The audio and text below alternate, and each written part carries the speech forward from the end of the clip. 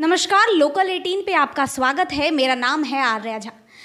ऐसा कहा जाता है कि रविवार को तुलसी में जल नहीं देना चाहिए। वैसे मान्यता है कि तुलसी स्वास्थ्य के लिए बहुत लाभदायक है, बहुत सारी दवा में इसका इस्तेमाल होता है।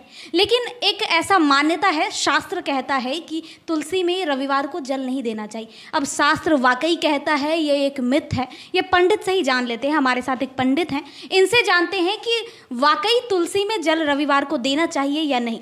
तो सबसे पहले आपका स्वागत है, और इसके साथ ही ये बताइए कि एक कहावत भी है, क्या ये सच में शास्त्र भी ऐसा कहता है कि तुलसी में रविवार को जल नहीं देना चाहिए?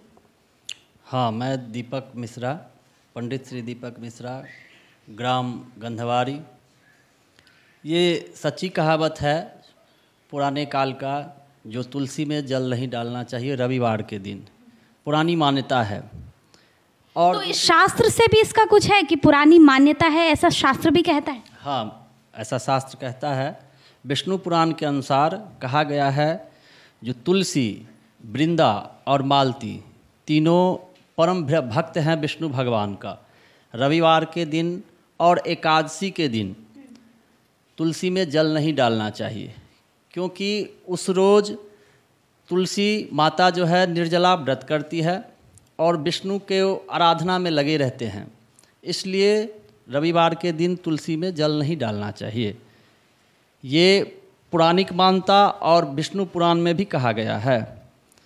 एक तात्पर्य है, कार्तिक महात्म्य कार्तिक महीनों में होता है, उसमें भी ये बात कहा गया है, जो रविवार के दिन, एकादशी के दिन और तिथियां हैं जिसमें तुलसी में जल नहीं डालते। मुख्यतः रविवार के दिन तुलसी में जल नहीं डालना चाहिए, दीपक नहीं जलाना चाहिए, तोड़ना भी नहीं चाहिए।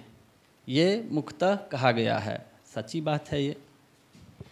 जैसे कि इसके अलावा, जैसे तुलसी, ऐसा विज्ञान भी कहता है कि तुलसी स्वास्थ्य के लिए बहुत लाभदायक है। तो इसके अलावा जैसे कि हम बात करते हैं कि जैसे प्रसाद में हम तुलसी डाल देते हैं या किसी चीज़ में, तो उसका क्या शास्त्र क्या कहता है?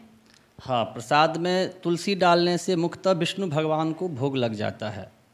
जब तक तुलसी नहीं डाला जाए तब तक विष्णु भगवान का भोग नहीं लगेगा। तुलसी डालने से विष्णु भगवान का भोग लग जाता है। तुलसी विष्णु जो है पालन करता है, रुद्र संहार करता है और ब्रह्मा सृष्टि करता है। तीनों का अपना अपना स्थान दिया गया है।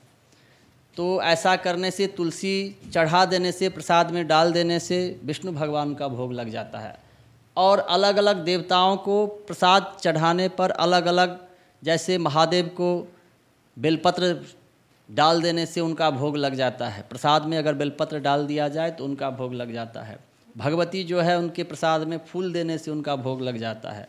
जब हम जिस वक्त जिस देवी देवताओं का पूजन करते हैं, उसी अनुसार कहीं तुलसी, कहीं बेलपत्र और कहीं फूल चढ़ाया जाता है नैवेद्य में, प्रसाद में, तब उनको भोग लग जाता है। बात करने के लिए आपका शुक्रिया।